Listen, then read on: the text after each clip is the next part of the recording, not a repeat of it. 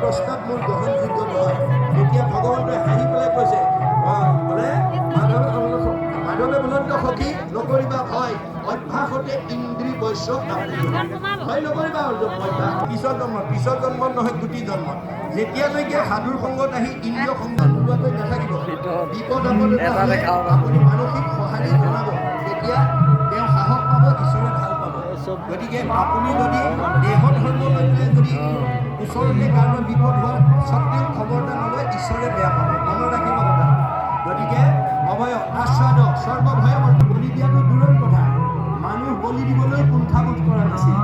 সেই সময়তে সেই সন্ধিক্ষণতে শংকৰদেৱ আৱিৰ্ভাৱ হৈ অসমৰ চাৰিওফালে ঘূৰি চাই দেখিলে অসমত বিভিন্ন জাতি জনজাতিৰ লোকে বসবাস কৰি আছে।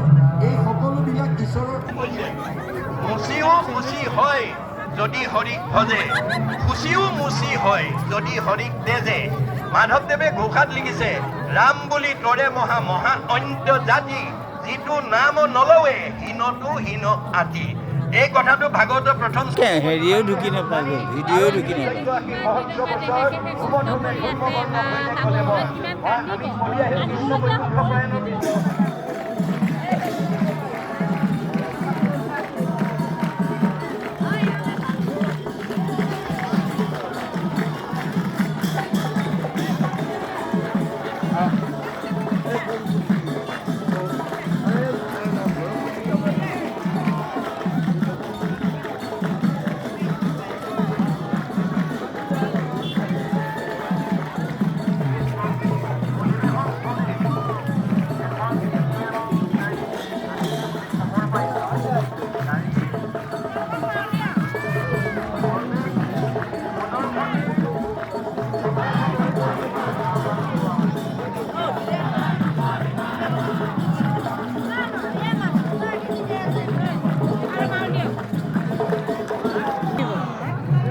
এইটো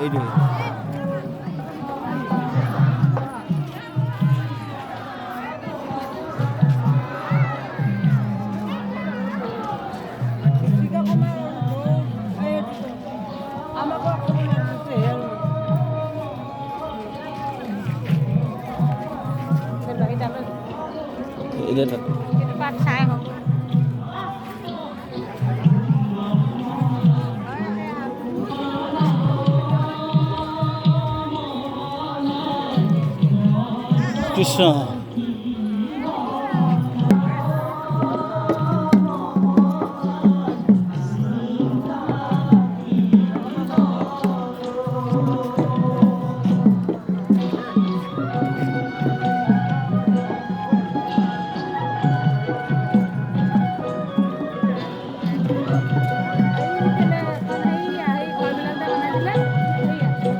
ভাওনা তাত হ'ব, এই তাত হ'ব।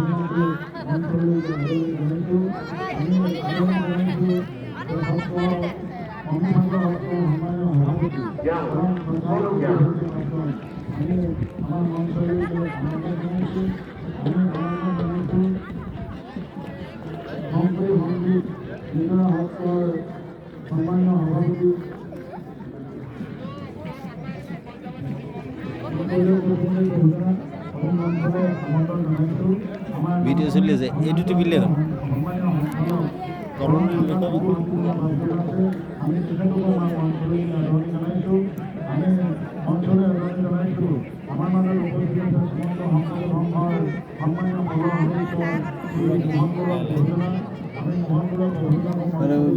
গোটেইকেইটা এবাৰ ভিডিঅ' ল'লোঁ এইটো কালিলৈ এইটোত পানী দিব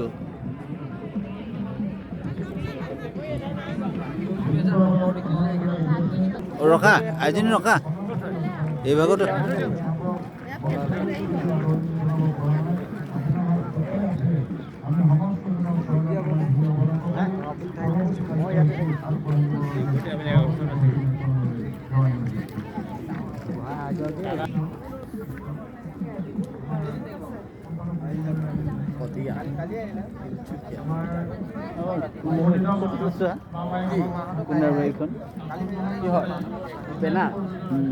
বেনাৰ তেজপুৰ বুলি আছে ক'ত আছে এই আগতে আমি যিকেইটা প্ৰথম যেতিয়া তেজপুৰ হয় নেকি ডিষ্ট্ৰিক্ট ৱাইজত আছে শিৱসাগৰ যোৰহাট